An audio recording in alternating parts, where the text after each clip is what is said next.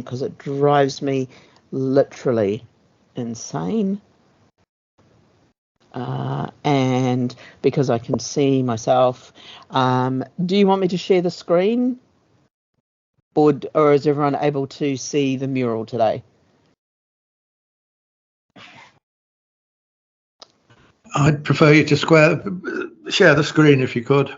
Yeah, no problems at all. I just thought I would ask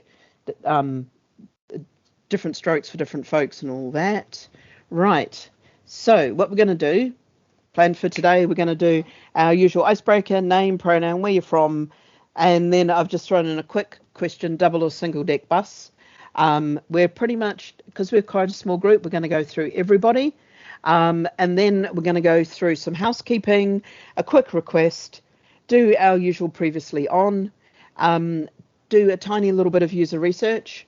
Then we're going to get into the guts of today around data retention. What we've got, what should we keep, how would you access it? This is the first time a lot of you will be seeing this, so I'm aware it's going to be a little bit, there's going to be lots of questions. I want to show it to you and get your feedback. That's kind of where I'm sitting at, and then a little feedback session on this meeting. Anything else anyone wants to include on here, or is everyone sweet with this? This is what you kind of expected? Fantastic. So I'm going to turn you into a list of people, people. There we are. And I'm going to start at the bottom and work my way up, but I'm going to go first. So, hey everyone, I'm Dr. J. I use they as pronoun, service designers, business analyst, hand wavy type, and I'm here from Department for Transport, representing them. Double or single deck bus. I like a double deck bus because they're still exciting for me. They remind me that I am in England, and especially I am in London, which makes me very excited. So Trisha, I'm going to throw it to you first. You started at the wrong end of the alphabet. It's confused me. I'm so sorry. I'm going from the bottom up because I know that people at the bottom often get skipped off when I'm only doing 20. So when I get a chance, I go from the bottom up. Yeah, I'm Trisha Wright. I'm the Information and Data Manager at Nottinghamshire County Council. And I would go double deck bus, and preferably an open topper if we were at the seaside. Oh, fantastic. And which pronoun do you use, Trisha? Oh, sorry. Yeah, she, her is the pronoun. Fantastic. Thank you so much. Tim Rivet, you're the next person up. Yeah, hi, I'm Tim Rivet. I'm he, him. I'm from wearing various hats. So nowhere in particular probably, and definitely a double-decker bus.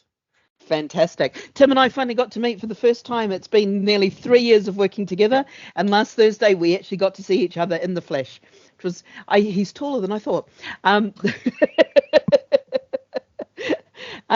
James Thompson, you're the next one up.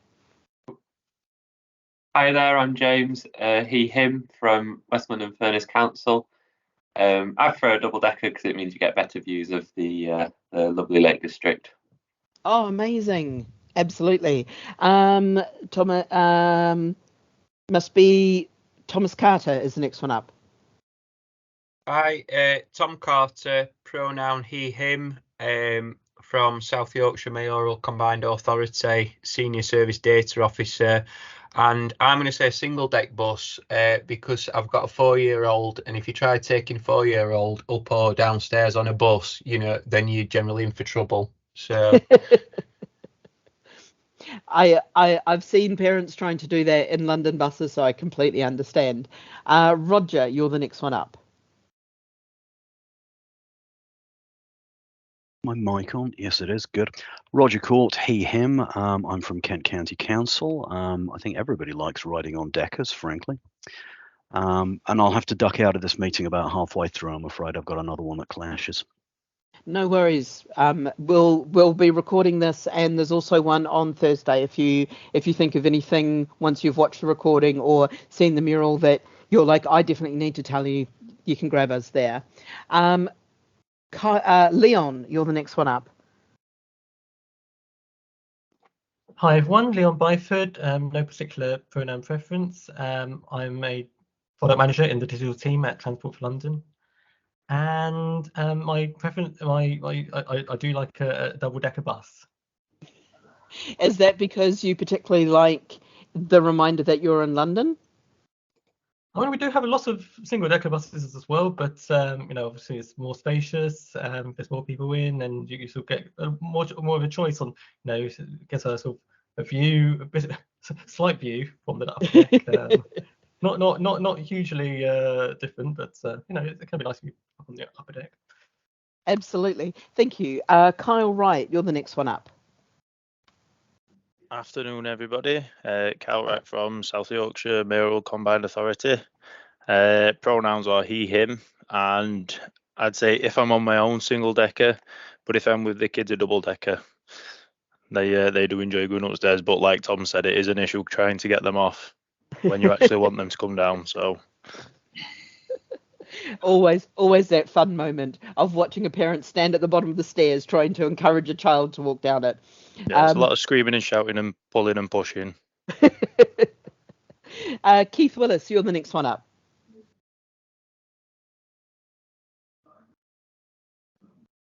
Keith Willis, React Accessibility, he, him, and single bus.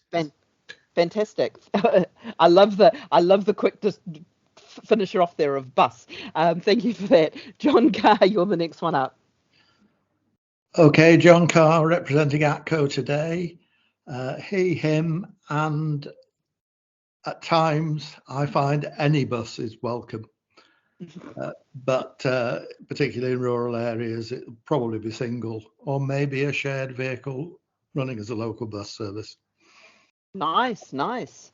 I definitely want to have a chat with you.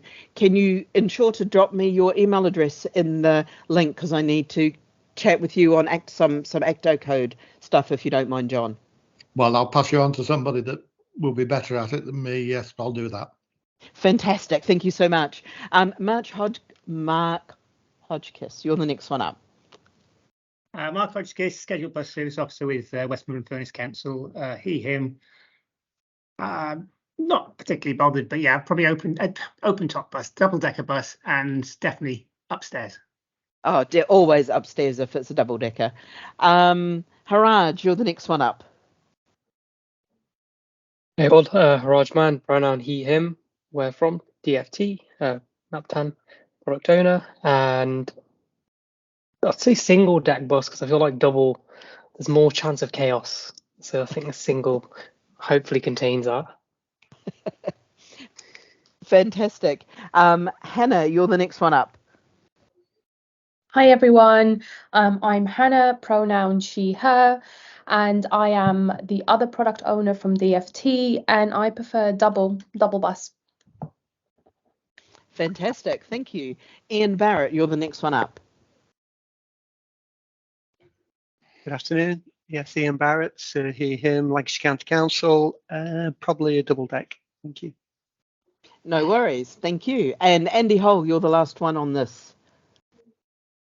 I'm Andy Hole. I am a he, him.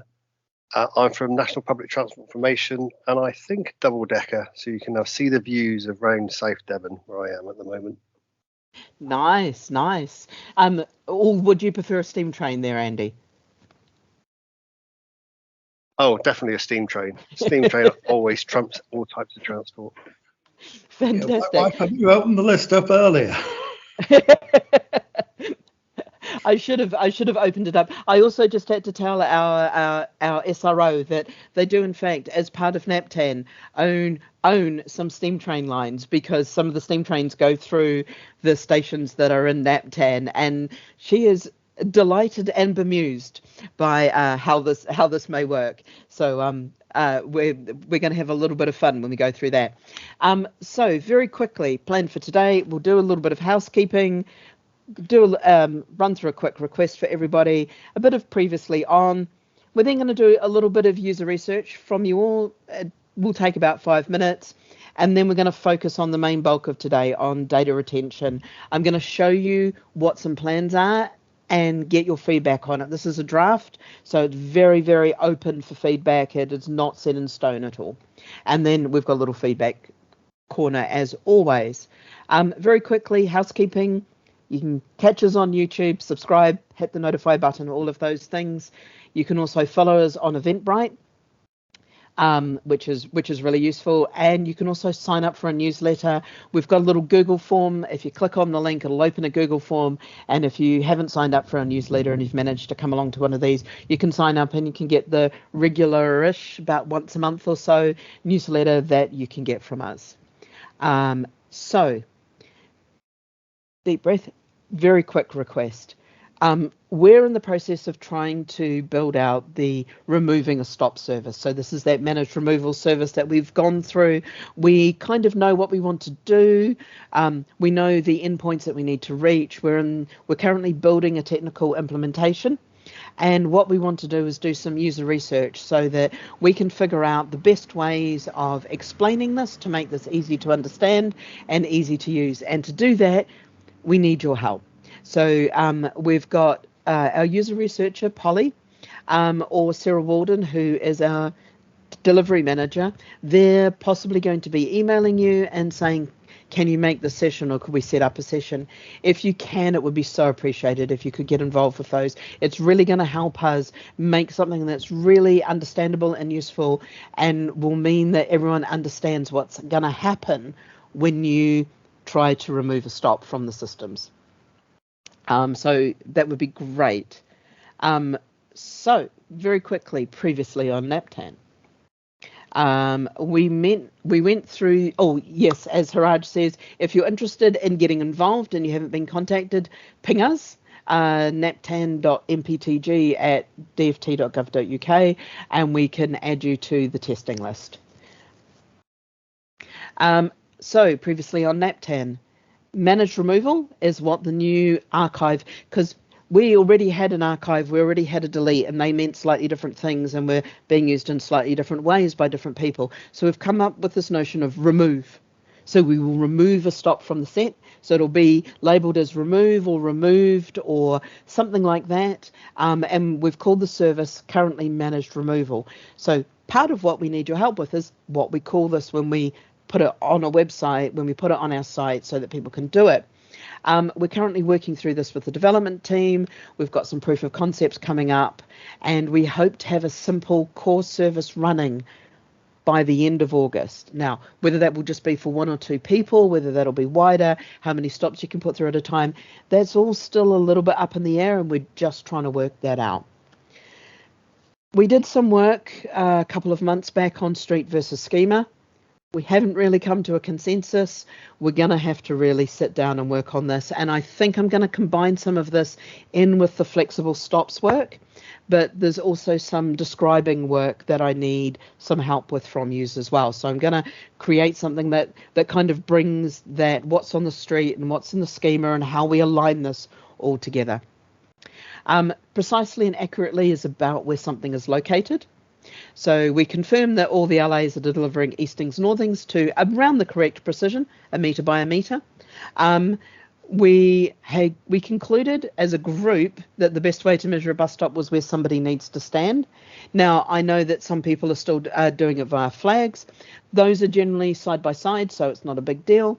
The difference is when they're miles apart or there is no flag, it's where the passenger needs to stand. So that's going to make it really nice and clear for anyone who's consuming the data as to what to advise a passenger to look for, or where to stand if you're using some kind of assistance device if you're not able to see what's coming up and things like that.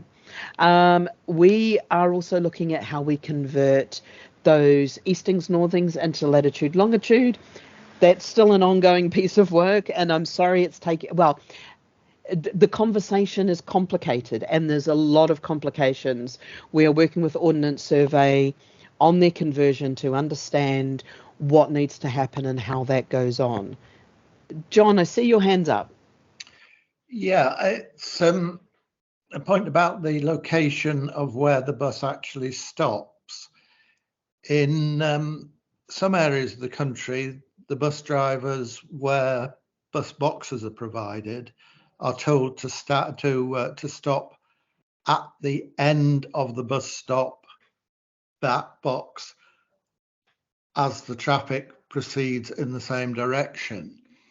And that has some relevance to the point you made earlier about the flag maybe some distance from where the bus actually stops.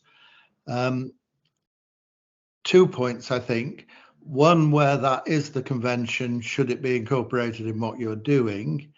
2, is there actually a case for mandating what we actually mean by where a bus stop is? So I've got a little piece a little bit further on, which I think covers it, John. And if it doesn't, can we circle back on those 2 points? Yep. Sweet. So yes, ordnance survey conversion should be the only way of doing it. We know that people's softwares are doing it all kinds of magically different ways. So we want to look at how we spot some of those magically different ways and how we help you get those conversions as close as possible. Coaches, we've done some work on coaches. There are some differences. One of the pieces here that I just want to mention is that we retired the 900 coach stops. The National Coach Stops ACTO code was not being used at all, so we haven't moved any of that data across from the old NAPTAN to the new NAPTAN. They're officially removed. We're actually going to put them through the managed removal service so that they're very definitely on the removed list. We did some work on the roadmap. And I did some work last time. I did 4 hours on how we create both the ACTO and NAPTAN codes. Each local authority appears to have their own special way of doing it. This was more than I expected.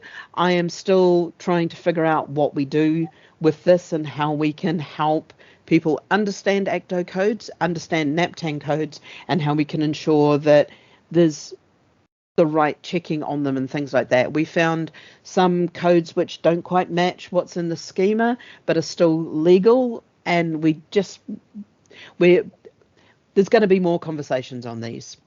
So before I jump on to what is a bus stop, so John, be prepared for that, I would like to run just a tiny little bit of user research. Now, in the last couple of emails, you might have received something like this screenshot here, where we wanted to let you know what the stability of the service was, and we gave you a time period and gave you an idea of a couple of different metrics of how this service is going. So this is slightly different from when you upload a file or what's going on. We wanted to give you an idea of how the service is going overall. So I wanted to ask you a couple of questions, and I'm going to give you like 4 or 5 minutes. I'm going to give you 5 minutes to go through and fill these out. I want you to tell me what we're telling you here. What are the things that we're talking about? What information there is superfluous? What's more than you really think you need? What information's missing? What else do you think you need? Is getting something like this about once a month about the right frequency? Would you like it more often? Would you like it less often? And how, with all of this, will we tell you about any new features that we release? So I'm just going to give you a quick 5 minutes just to go through and put up any kind of thoughts that you've got there. Then I'll do my usual of reading through them and just ensuring that I totally understand. If you didn't see this in the last emails, or you didn't realize that we'd sent this out, that's also really good to know. So just let us know that kind of information as well. So I'm just going to give you 5 and I will go nice and quiet. 5 minutes later. So we're just about at the airplane bing to tell us that the time's up.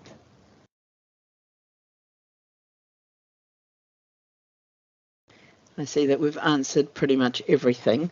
So I'm going to read through from the top. If there's any questions, we can just run through them. So what are we telling you here? You're telling us how well or not it is going, basic stability, and some very basic data quality metrics. What is superfluous? If the person who is the little brown thing, the brown visiting speedboat, could click off that would be really helpful. Then I could read it a bit easier. Not sure if any is of great value to us, maybe for others. Be good to understand that a little bit more.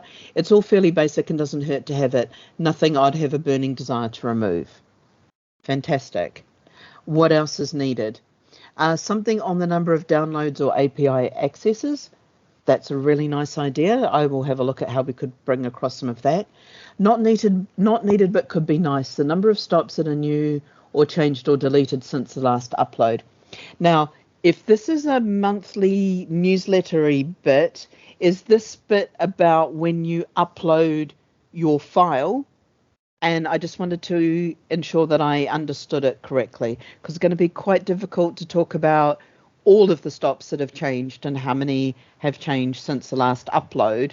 Is this about upload for your area? That was mine. I was assuming it would relate to the number of people that have uploaded data and the number of changes they've made, deletions or changes or new stops. Okay, that's interesting. So it's kind of like you want to understand each month how much the data set itself is changing. Yeah. That's a really interesting thing. Let me sit down and have a look at how we might do that, and I'll bring you some ideas and run them through. And I see somebody else has agreed with that. That was sorry, Dr. J, that was me. The reason I agreed with that is because sometimes a bordering local authority will make changes that you don't know about. So knowing what changes have gone in their data set is useful to us. That's really good. I'm trying to understand the size of the lens, where to draw that at, but I think that's a really interesting bit to do. Concur with all of these. Any changes Also, to the previous uploads? Yep. Yeah. So also to add to that, some areas upload and they don't make any changes at all. So if you're downloading because you see a fresh upload but there's no changes, if you had a number of what's changed, it would be quite handy.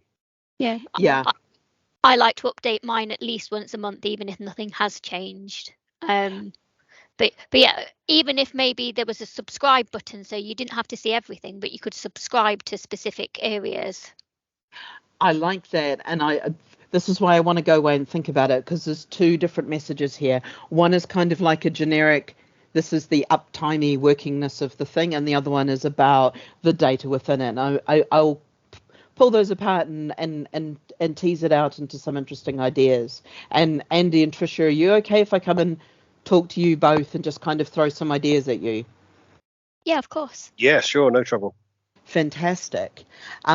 Is getting something like this is the uptiminess, stability of the thinginess, about once a month a good frequency, monthly is okay, probably good enough, we can increase it if needed. Yes, maybe each user could request more regular if needed. Maybe instead of sending it out, we could make it visible on the site. That might be another little way. So if you needed to know the uptiminess, you could see it, and yes, monthly. So let's have a look around something like that. And then how do we tell you about new features? So when we put something new in, separate email along with notification within the monthly email. So we'll kind of double dip you a little bit. We'll let you know when something's gone live, but we'll also tell you within the email when something's gone live. And for those can I do a quick pop quiz? What went live last month? Was sent out in the email. Multi-file upload. Multi-upload. Yes, that was one thing that went live. There was something else. Did anyone spot the other thing? Andy, you knew about that one because you use it all the time. Yeah. Did anyone else spot the other thing that went live?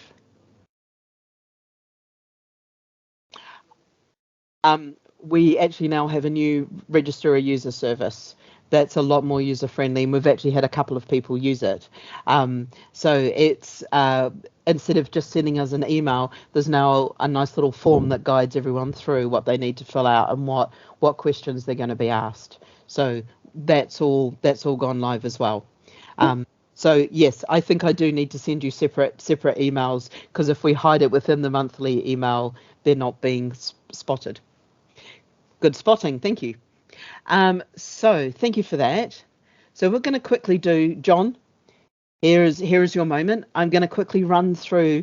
This is kind of what is a bus stop, And these are the little things that we've decided over the last actual couple of years of working together on these and just making sure that everyone's aligned. And we just keep coming back to them just to ensure if there's new information, if there's things that we hadn't thought of previously, to bring them in.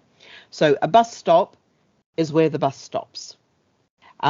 This allows us to define a bus stop by not just the marked ones, it's also those custom ones, the hail and rides, the flexible stops. They're all about where a bus stops.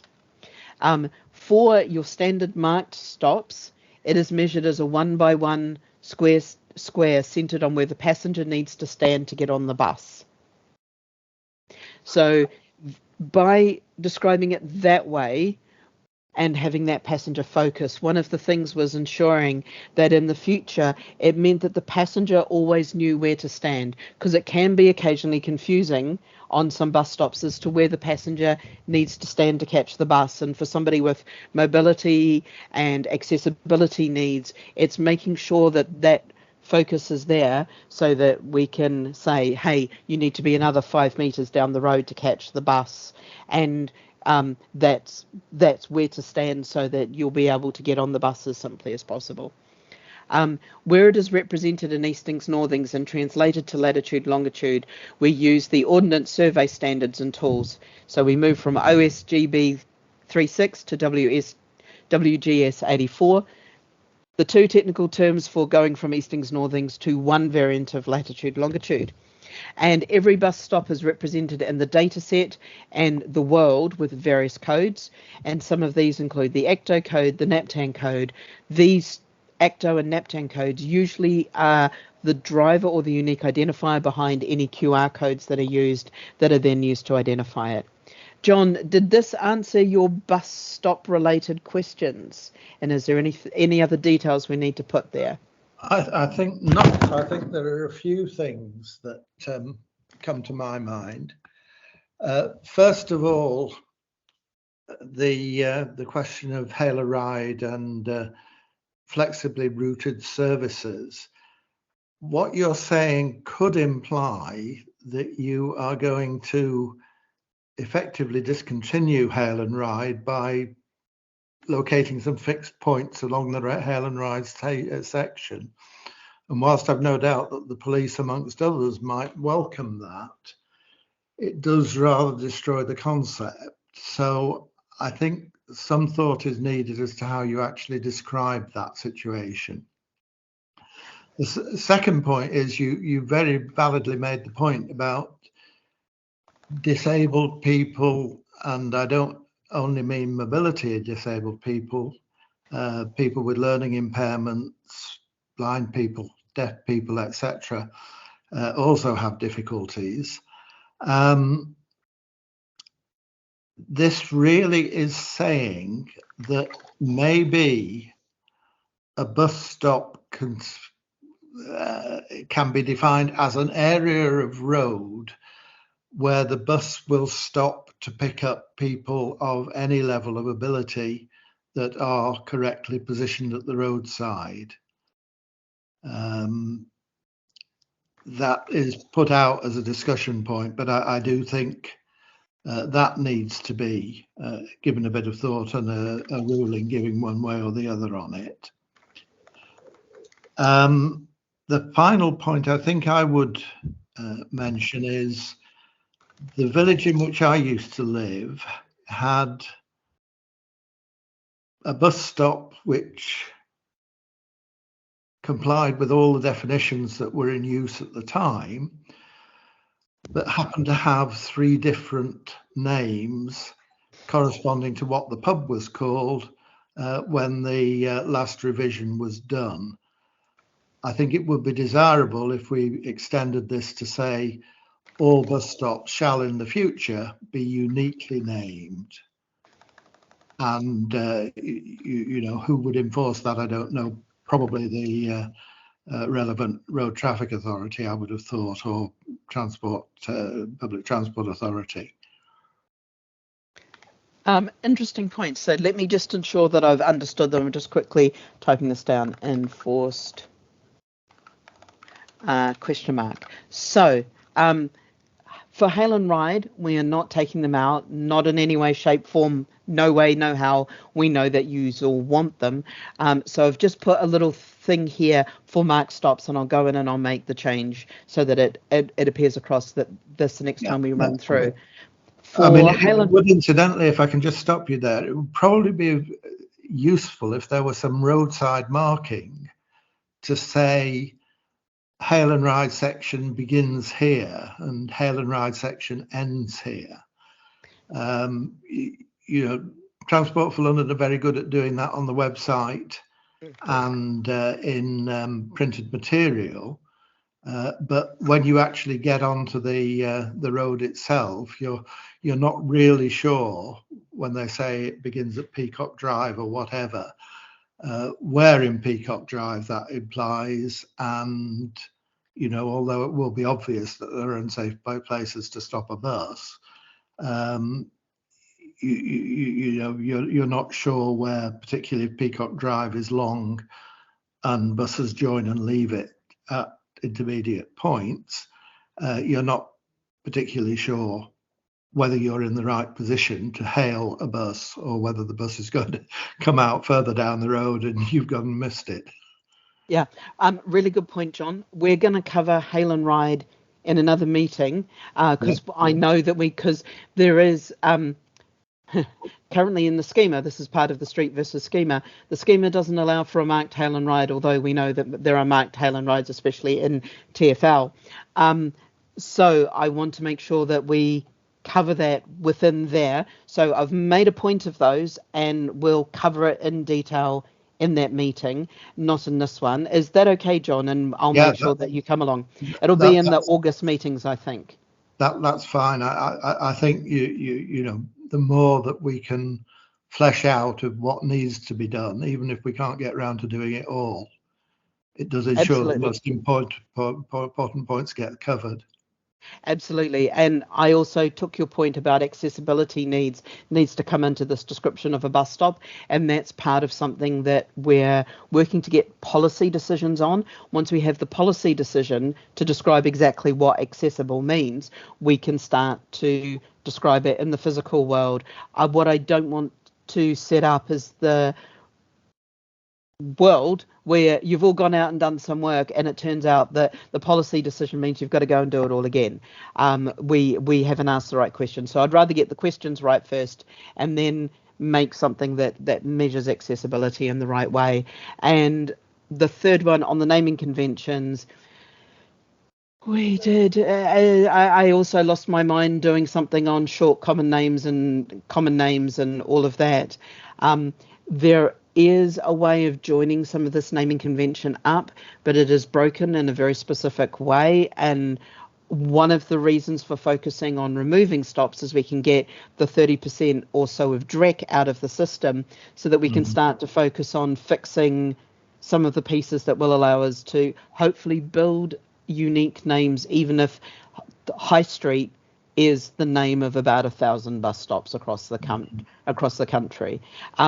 So we're kind of thinking about it, John, but these are things that I know that we need to tackle. So thank you so much for bringing them up. The other thing you could think of, and it comes to the point later on of what we archive and what we keep current. If you could have some sort of linking search so that you could go back into the historical records. So the Queen's Head becoming the King's Head, becoming the Prince's Head, for example, you could pick up that one generation might be referring it to as still as the Queen's Head, but the youngsters might now know it only as the Prince's Head. Absolutely. And I think that's going to be some really interesting discussion on what we're going to talk about today. So I hate to tell you this to hold on, but we're going to get to that. But that is one of the questions that I want to ask. Andy, I see that you've got your hand up. I was just going to say on the naming convention with the unique names, the ITO World checking tool that we used to do that job. So if a stop, the full name of a stop with the locality, the common name and the indicator, if there were more than one, it would highlight it for you. Absolutely. And so we do need another tool of that. It's on the list. It's on the list, Andy, and one of the things with that is that indicator is a really dirty field. It's got a lot more values in it than it should have in a sane data world. So once we've got some more data, once we've got the stops that are deader than dead out of the system, we can then hopefully start to do some data quality and some data cleanup across the system. And indicator is very definitely on my hit list, and it's probably number 1 or number 2, just to let you know. Does that help? Yep, good, wonderful. Fantastic, excellent. Right, is everyone okay if we move on to data retention? Because I think it's a big thing, and I want to take as much time as possible. We've got about an hour and a bit, and it might take most of that time to run through it, because I want to go through it relatively slowly and just ensure that everyone's on board with some of the ideas. So first off, I want to take us through how data moves through the NAPTAN service. So what I'm trying to describe is the things that happen within the system, within the Cody system that we've made, as to how the new system processes data, which is slightly different from the old system. And I just wanted to run everyone through this. So we have our data producers, and you all have asset management apps, which do all the stuff on the street, and you manage where all your stops are and things like that. And from that, you all produce an XML file for a single local authority. Now, you put that into a little service called NAPTAN Upload. What I'm going to do is I'm going to summon everyone to follow me for a moment on the screen. So we put that into a NAPTAN upload service, and as part of that, the file is validated against the schema. So if it says it's 2.1, we use the 2.1 schema to validate it. If it says it's 2.4, we use the 2.4 schema to validate it. So we can take in any schema. There's a little API doodad that takes it from NAPTAN upload and puts it into a little publishing service. And that publishing service kicks out the published XML file and the published CSV file. Now, I'll get into a very small difference here. This file here has a notes field, and some of your notes fields, we'll talk about this later, has PII information in it. It has people's names, it has people's email addresses, it has all kinds of information. Now, the only way that we can guarantee as a GDPR compliant publisher that that information is cleared out is to clear out the notes field. So this NAPTAN publisher basically clears out the notes field, and that's the one and only change that we make to the system currently. We remove the notes field, and it publishes a CSV and an XML file without the notes field. Keith, I see your hands up. I'll finish going through this publish, and then I'll come back to you. The NAPTAN combination service then takes the local XMLs and combines them into a national file, and then we have a publish for the national file. So it takes all of those XMLs and publishes them as a national XML and a national CSV file. So there's 4 files that are produced by the NAPTAN service. So Keith. Oh, sorry. When you say the notes field, do you mean the notes field in the general record, and also the notes field within the stop validity record within? Any of the notes fields. So any notes, and we've been doing this since we moved from the old service to the new service. It's one of the big changes that we had to make to be a GDPR compliant publisher. We went through a number of different ways of removing and trying to sanitize and check the data, and this was the only way that we could guarantee that we were not going to publish any PII information, because you've all found every single time we thought we'd found ways of removing it, you've all found there'd be 1 or 2 that leaked through. So this was the only way that we could do it. So your notes field is something that's not pushed through. You've all been having this for like a year or more, and nobody's come screaming to me, so I'm assuming nobody was using the notes field for anything super important. Or if you were, you've given up and you haven't come screaming at me yet. And just very quickly on the MPTG or NUBTIG, at the moment, the way to make a NUBTIG change is for the data producers to email us at DFT, and we then make the changes to the XML file. We upload it, it gets validated against the schema, and then we've got the same, you might notice a very similar pattern. We've got an upload service that does the checking, and then we've got a publish service that creates a national XML and a national CSV file for MPTG. So, and the data consumers use any of these 6 files to create the consumer apps, the analysis apps, and the ecosystem apps that you all use. So is there anything in here that anyone's like, oh, this is a bit weird, or I've not seen any of this before, or this is a bit beyond? Cool. So what do we want to do? We need to do something about data retention. So we want to ensure that the appropriate amounts of NAPTAN data are retained long term. That's our process goal.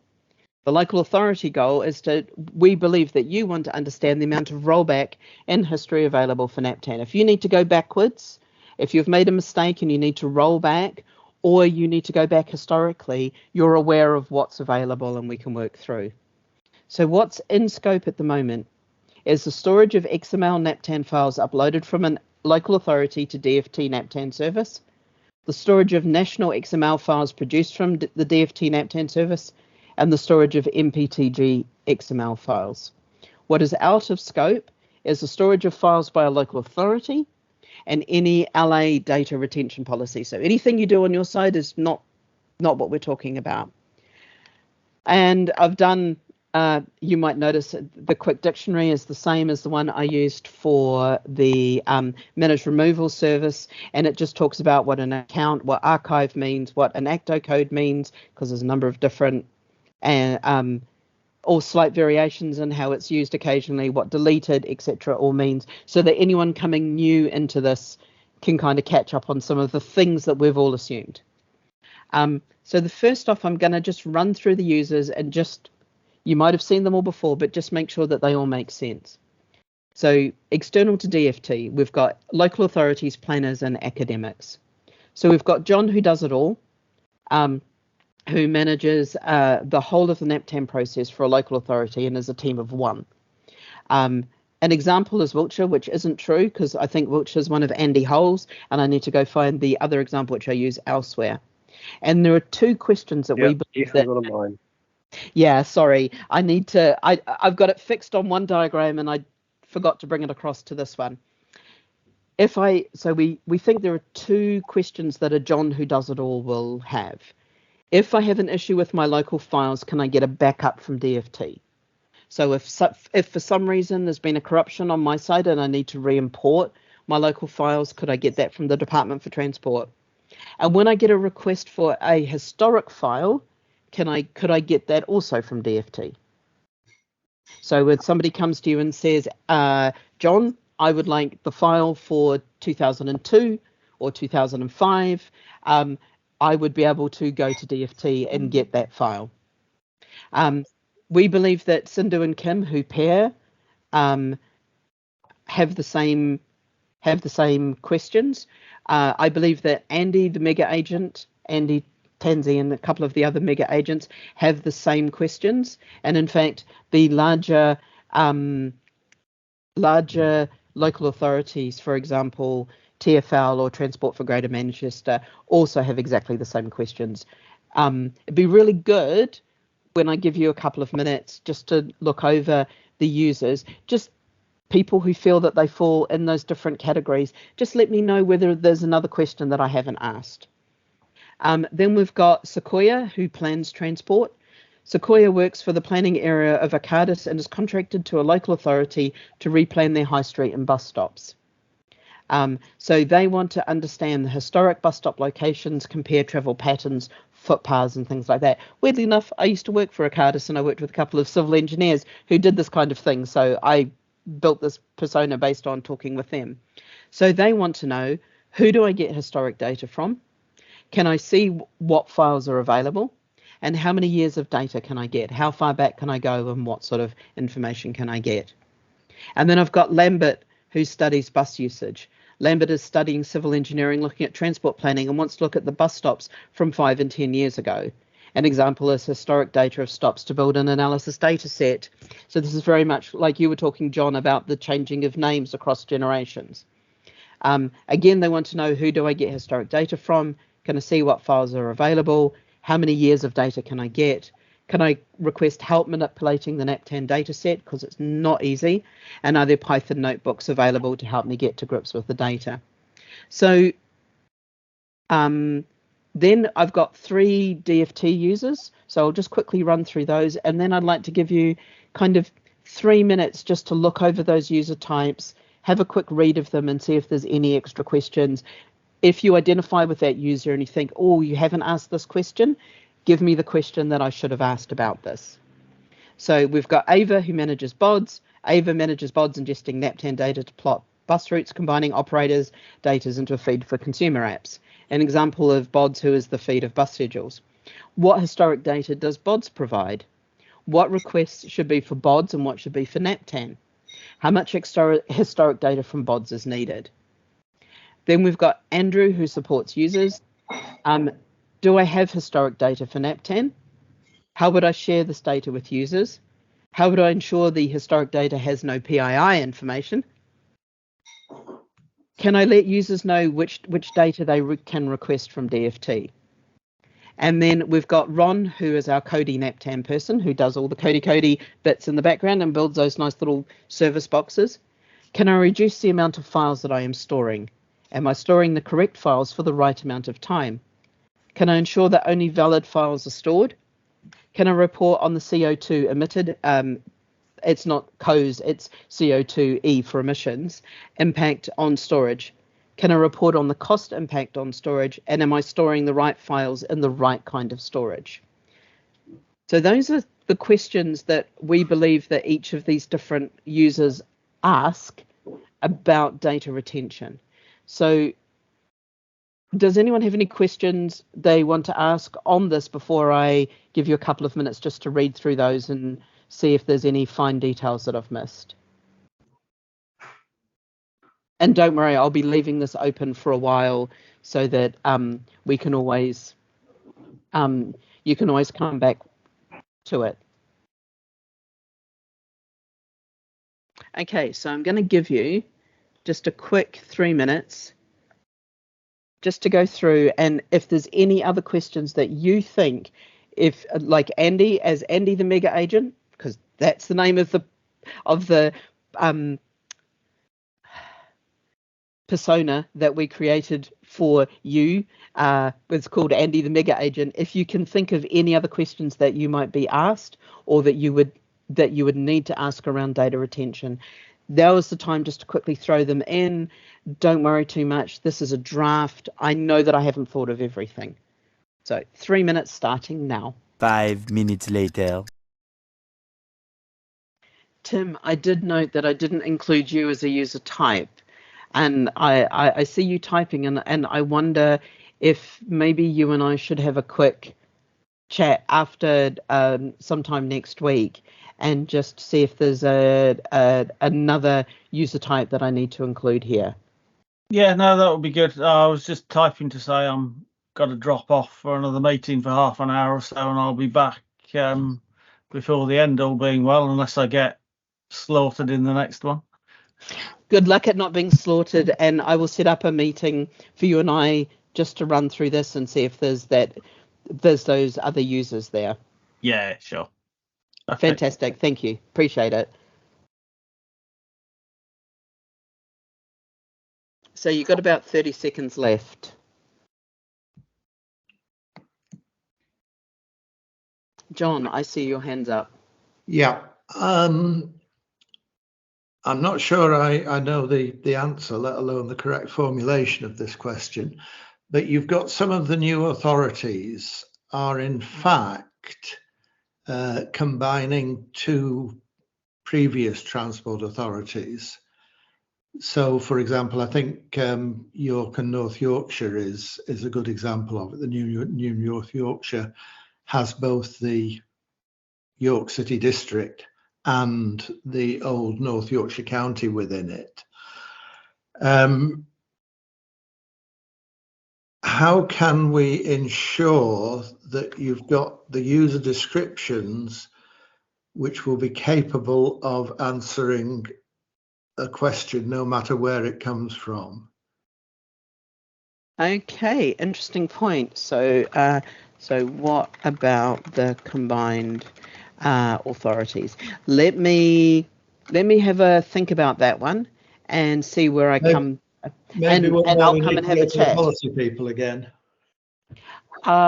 Yes, perhaps. I think we can do something, but I don't.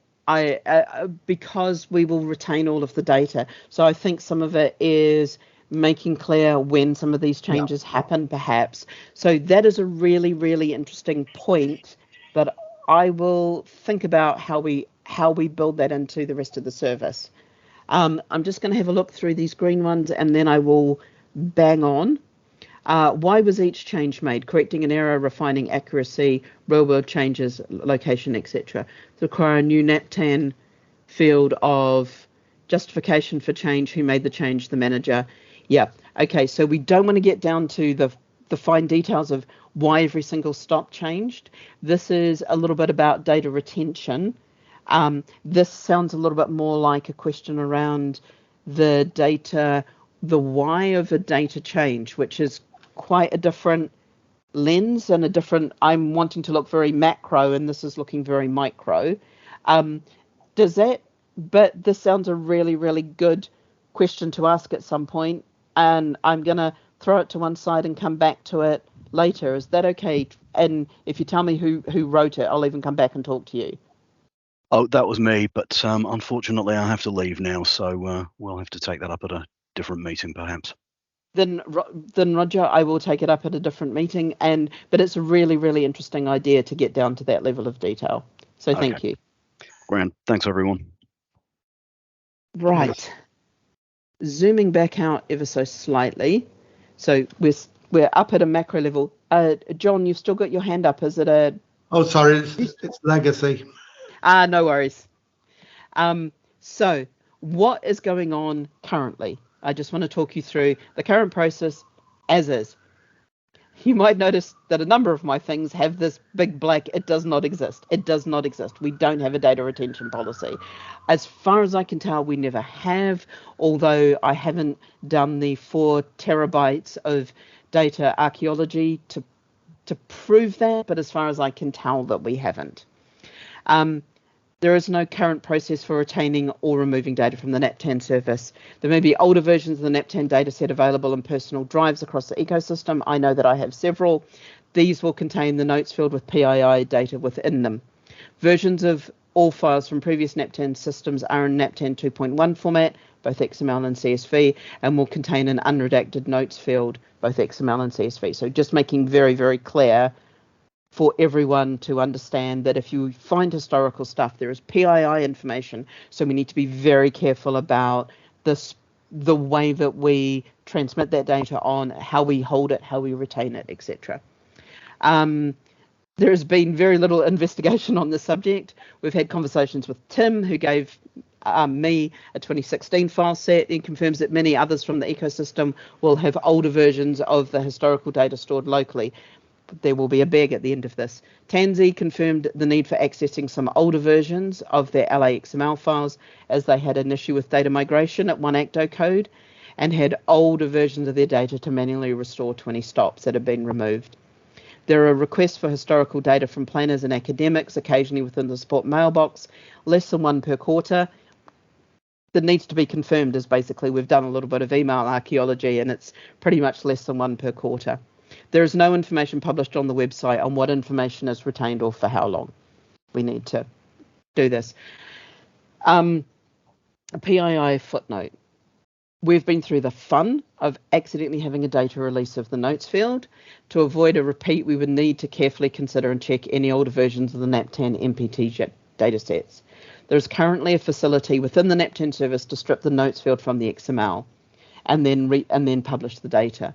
We believe this could be run as a one-off for any odd versions of the NAPTAN data that are published to prevent any PII information being released, as this would need to be run once only across 15 to 20 XML files as they are obtained. There feels little need to build this as a standalone service. I think we can get the Cody team to run this as just as a quick service for us. We don't need to build something to make this happen. We already have the facility to do this. It's a matter of just making it happen a little bit ad hoc as needed. Data investigation. So this might shock you, and this is why we are looking at this. There are currently 1,718 versions of the national XML file held within the NAPTAN service. These go back to the private beta release of NAPTAN, and they are taking up around about 900 gigabytes. There will be around the same number of national CSV files, local XML and local CSV files stored on the NAPTAN and MPTG services. The difference in number of files are due to the different start dates of each service during the migration. We estimate the current amount of files stored is between 3.5 and 4 terabytes currently in standard storage, and that was valid on the 3rd of April when I started to create this, and there's a new one made every time somebody uploads. With the local authority files, there is a variable rate of uploading data to the NAPTAN service across the LAs. The most frequent, currently Transport for Greater Manchester, upload 2.2 to 7 times a week. At the moment, they're doing a lot of changes because of the changes to their bus services. Some upload weekly, Andy Hole. Others upload when there is an update, Tansy. So and Andy, that's not saying you or Tansy are doing things correct, or either one of you is more correct than the other. It's just explaining that you do things differently and why you do things differently. There are some LAs which upload quarterly or less frequently, and storing the previous 5 files removes the time element, which can vary across the local authorities and gives a consistent storage level which meets with the usage of NAPTAN. And that's something that's a little foreshadowing of some of what I'm going to talk about. So what our recommended actions from all of this investigation is: we work on a minimal service and present it to the ecosystem for discussion. We make a request to get the missing somewhere, anything from 2005 or earlier to 2020. If you've got any of those historic files sitting around, send them to us, either the XML or the CSV. XML is preferred because we know that we can regenerate the XML we can generate the CSV from that. We want to prepare a planned storage service. We want to publish the data retention policy and the data available for NAPTAN and MPTG. Remove the notes field from any historic data that is published, and install something called Cloud Carbon Footprint Tool to view and report on the reduction in CO2 emissions from the storage reduction. So we want to see whether or not we're actually making an impact with what we do. The Cloud Carbon Footprint Tool is a free tool. It's open source, and it's used there to measure across different services using freely available data from the services. As an authorized user, it uses that to say, this is how much of this type of service you've used. So this is how much cloud carbon, how much CO2 you've emitted. Does that make sense? Excellent. So investigation plan. We're going to take this to the ecosystem.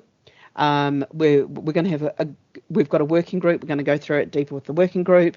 We've got a public meeting. This is one of them. There'll be another one next week to kind of understand people's rollback and planning, and are there any other users we don't know about.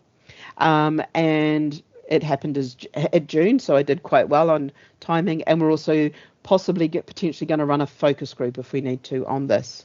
We're going to take this across to BODS as well. We're going to go and talk with Travelline and with anyone else who needs us to talk to, and then we're going to do a lot of work as we put this in so that everyone's aware of what's going on. This is not an overnight job.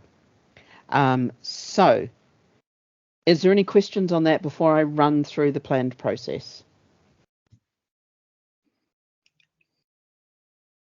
Excellent.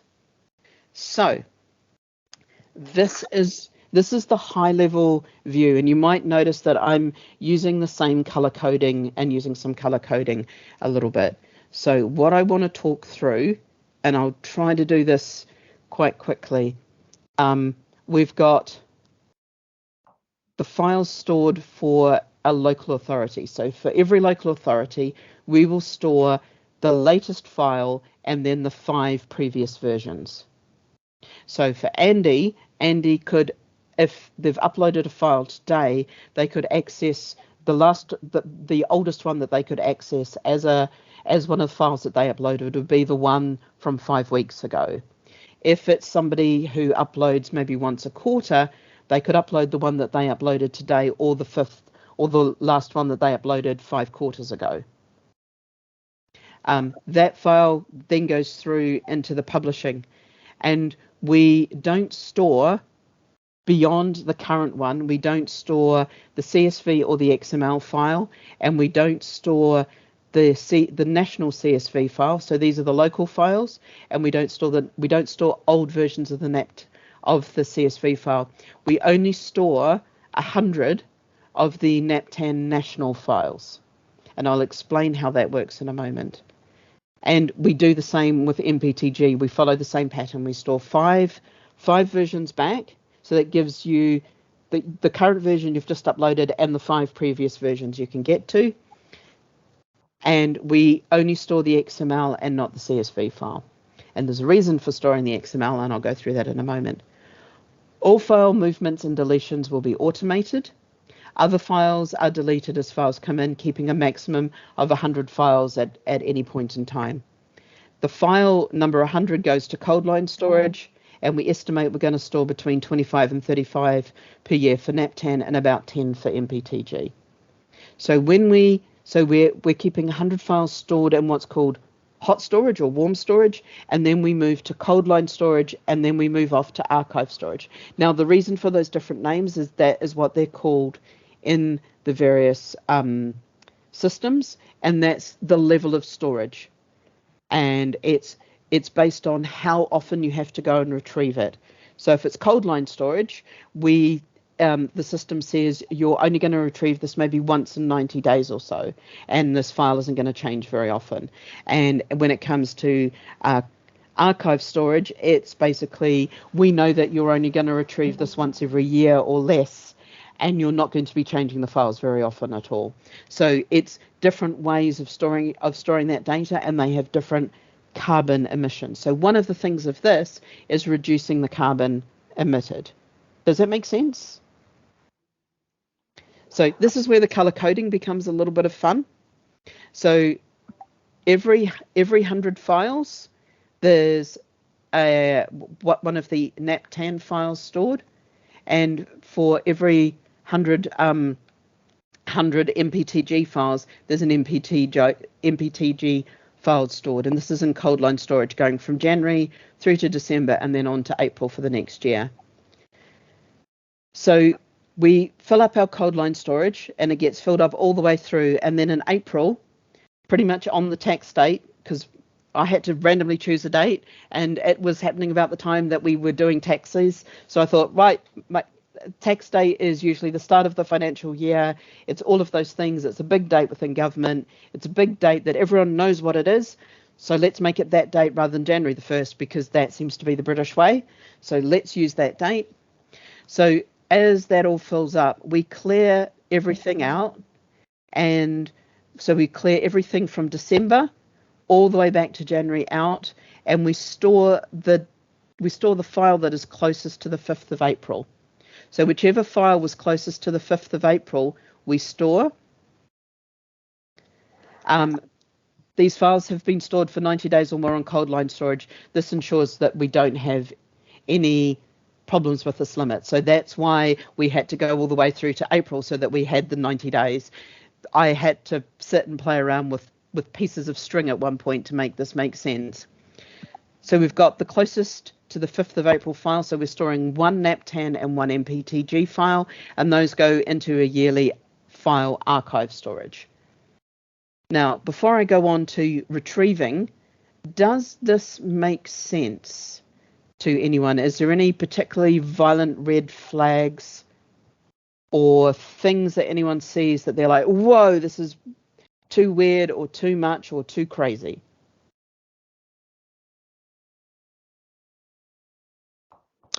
The fact there's no red flags either makes me feel very happy or very worried, and I'm not quite sure which right now. Andy, does this make sense to you? Yeah, from a data storage side, that makes perfect sense. Yeah, good And I'm backup going to policy. thank you, and I'm going to throw it to Trisha as well. Does this make sense to you? Because you're another person who's uploading and downloading. Yeah, it all makes sense to me too. Fantastic. And John, the people from South Yorkshire. Sorry, I'm trying to look at names and trying to remember who's from where. Yeah, to me it does. Yeah, definitely makes sense about storing it. Yeah. Thanks, Kyle. So let's have a look. So we've got this storage. So essentially, we're storing a NAPTAN and an MPTG file. We're storing them across a year and a bit, and then once they go across that year and a bit, they're going to be marked as that particular year and stored in the long-term storage. So the retrieval overview. So Sequoia, who plans transport, so we've taken one of our people, and we've said, as Sequoia who plans transport for a local authority, I want to view the historical versions of the NAPTAN dataset so I know what previous NAPTAN data is available. So they want to know how far back they can go. So they need to request it from us. Is it a website? Is it a list? Is it an email? How do we do that? It'll be the national XML version only. Can we show them how to do other versions? Do we need to help them? Can I see what files I can access? Can I be sure the file is valid? Can I be sure the file contains no PII? How do I know older versions of NAPTAN are available? And then they download. So as Sequoia who plans transport for a local authority, I want to download my chosen historical versions of the NAPTAN dataset so I can do the analysis for my system. Downloading via the website, National XML or other versions, and can I be sure I know what file I'm getting? Just really, really quickly, is there any red flags or questions on this? I know none of us are planners at this particular junction, but if you got a request from a planner on a local authority, would this kind of be a reasonable approach?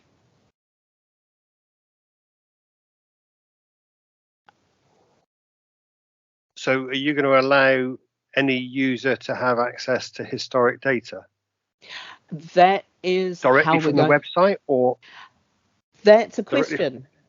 And this is part of it, of whether we allow people to go and get that historic data, whether how we build it out. That's the next piece that we need to answer.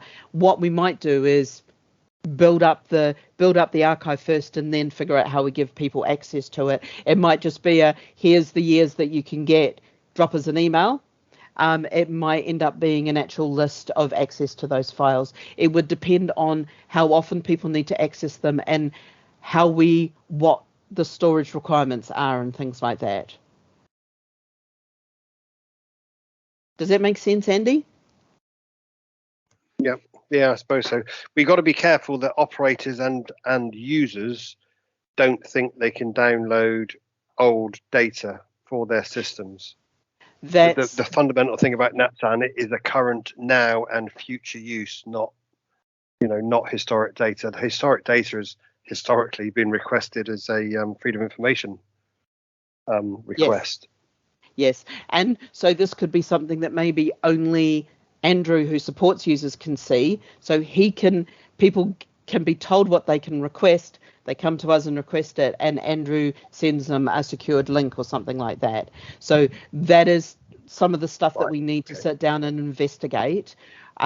We're just trying to kind of think, where is the edges here? Do we need to make this available? How would we make this very clear that this is historic data? How do we avoid having to get Freedom of Information Acts requests, because they're expensive and hard, and if we can just tell somebody a list of what they can get and they drop us an email, is that much easier.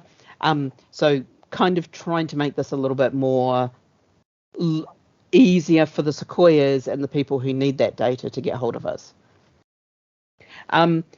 The other thing that I think we need, high-level service summary.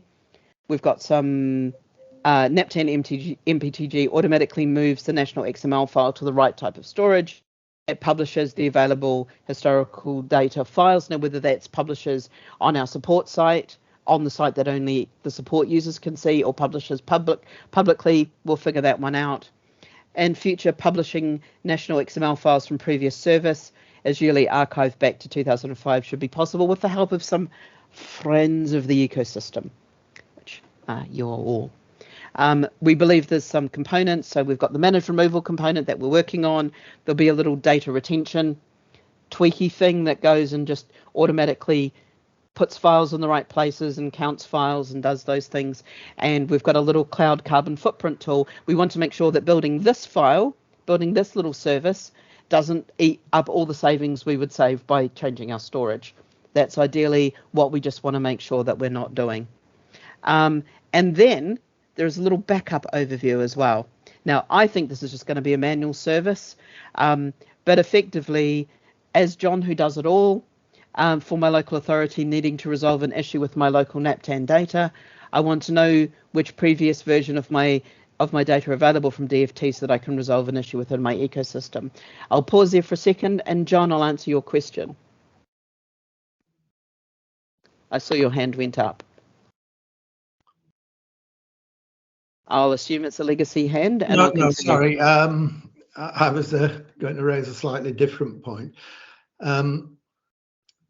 If I'm a local authority planner, then I might want to answer a question such as, what were the services like when such and such a site was granted planning permission?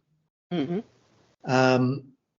That strikes me as something that I might actually want to have a copy of the archive data available to me virtually on tap, rather than having to go through a procedure to obtain it. The same thing would become true if we asked an academic, for example. Peter Stoner raised with me years ago, and we've never done anything about it, the fact that the journey planners of the time were recording every single query meant that if somebody had got the time to do a master's or a PhD on it, there was probably a lot to say about the patterns of travel within society. Now, I assume that if an academic researcher came along and asked you the question, then somebody within DFT would take the decision, yes, we can let that chunk of data go and they can take a copy and they can do what they will with it. But coming back to the local authority user, I think both planners and highway authorities might well find it useful, as I say, to have rather more privileged access, shall I say, than you would apply to things like a freedom of information request or an operator's request. I think that's a really good point, John. And so I think there's a tension there between what Andy was talking about of ensuring that people only download the latest data and don't see this archive system as a way of downloading old stops. And so how do we clearly signal that? And also making the data that's available either freely available or letting people know what they can easily get, even if we need to have that small tiny bit of gatekeeping. And there's a nice little bit of tension there that I think we're going to have to explore in some user research and in some user testing. Yeah, I agree entirely with Andy about you know the live stuff here is very definitely about the future and the present, nothing else. Absolutely. And that's an interesting tension that we need to find a way of making it easy for these planners and academics to get to the data without making it appear like this is the newest, sexiest data, to our operators. We want to kind of drive them towards the live data and drive the researchers towards the historic data. And that's going to be an interesting challenge of how we label things, how we make things very clear. We'll come a little bit more to that in a moment. Mark, can I get your thoughts? Yeah, it's just, I'm not sure we're talking about cross purposes here, because I think what John's talking about is services, and that turns all about stops. So we're talking about archiving stops here, aren't we? We're talking about stop data. Yeah. So we're talking about the NAPTAN data. I'm not. We could take the same policy and apply it to BODs and apply it to travel line or something like that. What I'm focusing on is just building this out for NAPTAN for the moment, which could become the proof of concept that we then go and run on the other systems. So I'm not against that, but at the moment, this is just focusing on the NAPTAN data, our big book of all it's essentially the Ladybird book of the bus stops that exist. Yeah. So basically, what John's talking about is being able to look back at what the services were running. That's got nothing to do with NAPTAN. That's to do with TNDS or BODs or whoever else. Yes, but all this would actually tell you is, was there a stop? If there was a stop somewhere, which has now been removed, and someone wanted to know if there was a stop there in 1986 or whatever the data goes back to, that would be in our archive. What services were on there would not be in the NAPTAN archive. You just say there was a stop. It wouldn't tell you whether there was 1 bus a week or 10 buses an hour on that stop.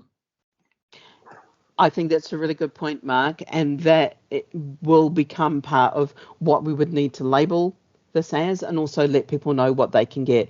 John, I think your point is really great, and if this model fits everybody's mind, we could start to talk with both BODs and TNDS and some of the other data providers and have a look at if they could use a similar model for their data retention.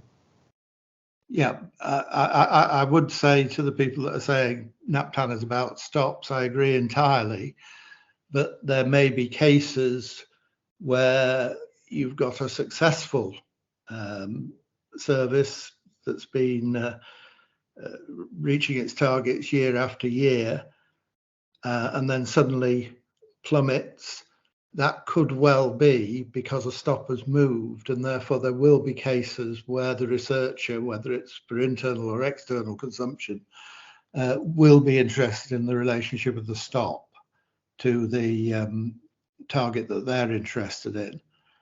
But as Dr. J is saying, I think as well, you know, we're talking about something which could well be applied to other data sets. So for now, just to be super clear, this is just about setting up a policy for retaining the NAPTAN data, the stop data, and it will help some of the planning, but it's not all of the picture for them. If we think this model will work, we can look at using DFT, using all of the processes there and going, this same model we will apply to BODs, we will look at working with Travel Line and some other places to have a look at how they might use the same way of thinking about data and the same model for storing data. Because if everyone was storing data in the same model, it's going to be really simple. If we're done with that, can I move on to the local authorities and just make sure that if Andy or Trisha or anyone or Kyle or anyone needs to get to their old data, we kind of understand what we might need to build and just make sure that we're sweet on that, and then we'll go into a free-for-all. Excellent. So moving across ever so slightly, blah, blah, blah, blah, blah. So I think this is going to be really super low, but let's run through it. So as John, who does it all for my local authority, needing to resolve an issue with my local NAPTAN data. For example, when Tansy did a migration and she lost 20 stops and needed to get hold of an old version of the data to manually recreate the 20 stops that randomly went missing. I want to know which previous version of my data are available from DFT so that I can resolve an issue within my system. So the request, website list, email, the local XML files provided. Can I see what files I can access? Do I need a login to view the files? Can I be sure the file is valid? And are these the files I provide or the ones that have been processed? So as John, who does it all for my LA needing to resolve an issue with my local NAPTAN data, I want to download my chosen version of the local XML file so I can use it to resolve an issue. So from the website, local XML files, can I be sure that I know what file I am getting? Now, I think this is probably going to be, Andy drops an email through to the main mailbox and says, oh, there's been a meltdown of my system. Can you give me a file from this date or earlier, because I know that's before the meltdown, so that I can sort out these missing files.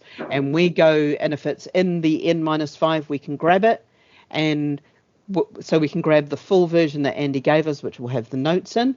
And if it's after that date, we can essentially find a national file of that date and recreate the local file by taking a subset out of the national file.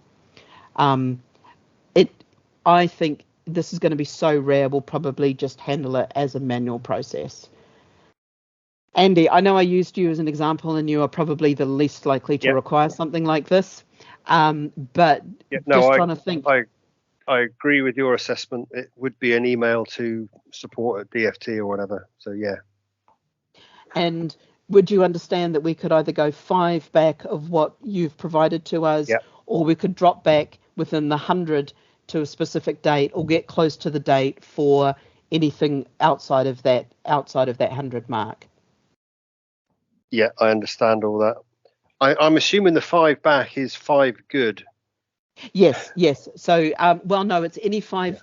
Would be 5 good that you. No, it's the last 5 that you gave us. We could switch it to the 5 good, but that means that it's moved one step on. Because when you upload a file, it goes into a choice of buckets. So we're just going for. Actually, I'll make that the 5 good. Upload, no, I'll make that the 5 good. Make sure it's 5 good. Yeah. Yeah. I'll just make sure that that's 5 explicit. bad files. Yeah. You want to know? Yeah. I'll just make that here. Last 5 good files. Files. Not failed. Yeah, brilliant. Yeah.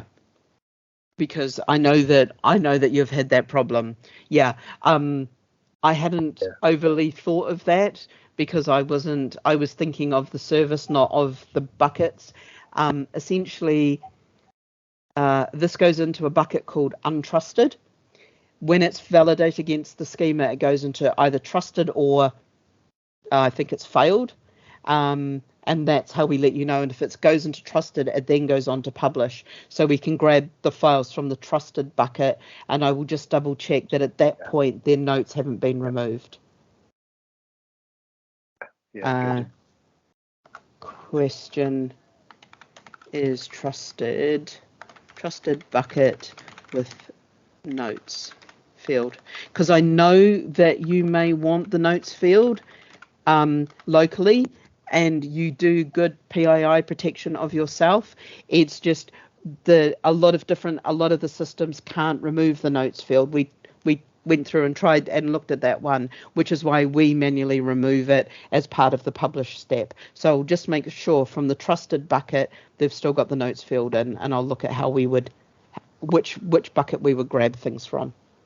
Trisha and Kyle and Mark, is there any thoughts on your side as to if you needed to go back a couple, would this give you that kind of assuredness that you could? Yeah, I think it would be that it's not something that a regular occurrence, so as a request, that'd be fine. Yeah, and it's something that sometimes the mistakes you possibly look at maybe you've a digit wrong in it. Sorry, I didn't quite catch that. You're breaking in and out slightly. I think your mic's a bit far from your mouth. It was on the back of my head. So the errors we might come across might be just a digit wrong in a long or lat or eastern northerns. So if it was something like that, that's something we could always amend ourselves and do. So it'd have to be a pretty dramatic error for us to request it, but I don't see it being a problem. That like I said, if it would be just an email request or something along those lines. And I think this is more for we've changed systems and suddenly we've got a couple of stops that have gone randomly missing. Can we try and resurrect them? Those kind of things more than this stop I need to correct, because most of the time that's the standard everyday uploads that exactly. all do. Yeah. Trisha, how does this fit with your brain and how this would work for you? It's fine, and everything that Andy and Kyle have said, I agree with. Awesome. So we're probably gonna finish early. Is everyone on this call? I'm going to run this again on Thursday, and there'll probably, like I said, there'll be a couple more meetings about this. Is everyone kind of okay with this model as a way that we would plan to run forward? And then my second question is, does anyone happen to have any old Naptan files floating around, especially the national XML files? I can go back to, I call it Drive Archaeology, of hunting back through about a number of terabytes back to about 2005 that DFT have access to. But if anyone happens to have some old national XML files floating around from various years, we will find a way to take those in and kind of prepare some of that extra backlog.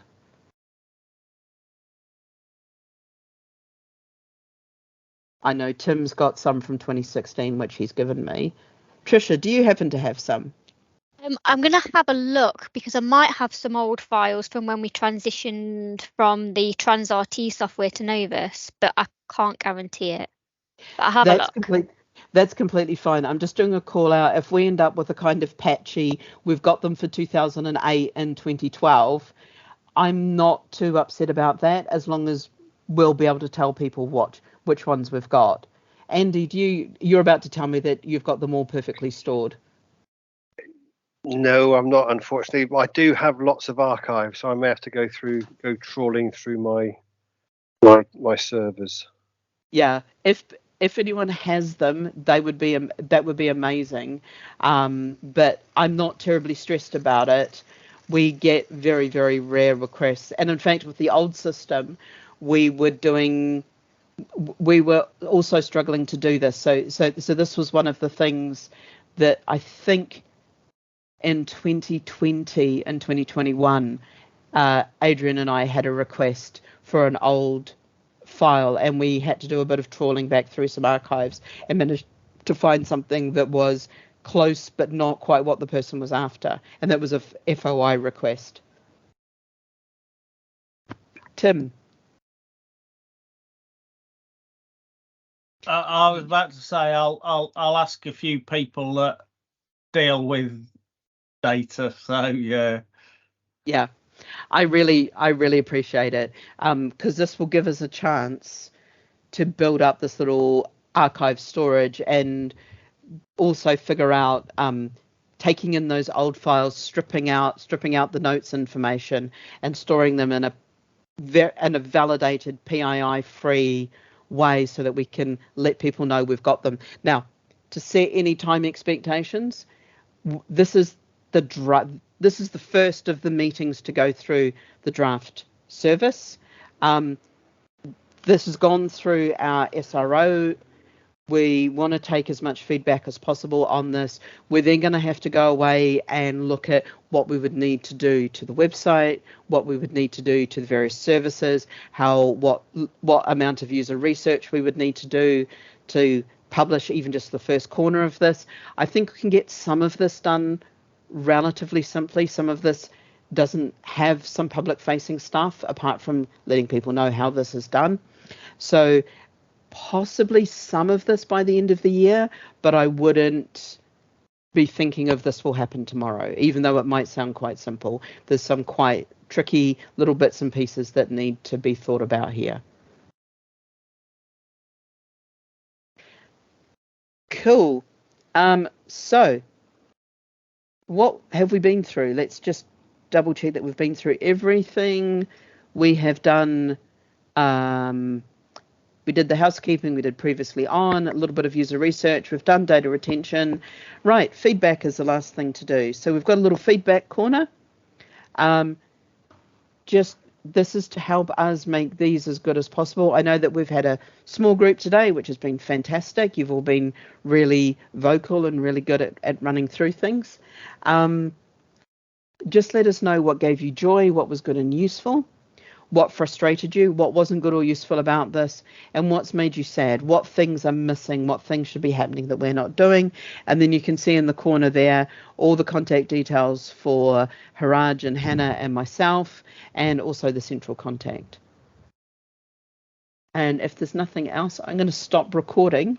I'm going to stop presenting, and then I'm going to stop recording. But before I do, I just wanted to say, because this is the bit that goes up on YouTube, I just want to say thank you to everyone for the work that you've done, for your time, for your energy. I really appreciate your input and your feedback. It does actually really make a difference in what we produce and what we come through with. You are making NatTan much better with every single thing that we do.